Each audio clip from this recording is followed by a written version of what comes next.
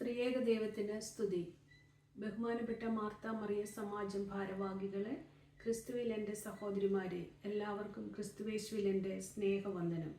ഞാൻ Annie Saji, saint George Indian orthodox church Manchester ഇടവകാംഗമാണ്. നമ്മൾ ഇപ്പോൾ ശൂനോയോ നോയമ്പിലൂടെയാണല്ലോ കടന്നു പോകുന്നത്.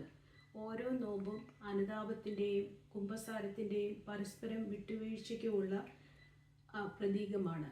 ശൂനോയോ നോമ്പ് എന്താണ്?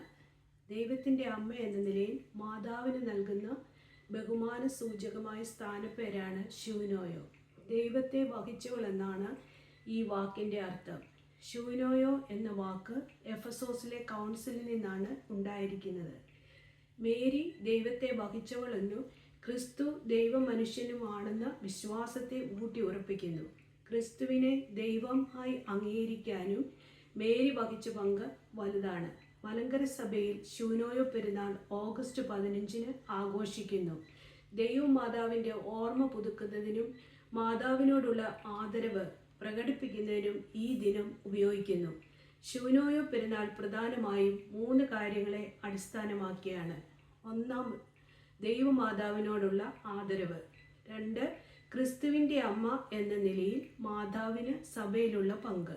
3, മാതാവിൻ്റെ സ്വർഗാരോഹണം വിശ്വാസികൾക്ക് നൽകുന്ന പ്രത്യാശ. ഈ സഭയിൽ ഈ ദിനം പ്രത്യേക ആരാധനകളും പ്രാർത്ഥനകളും നടത്തുന്നു.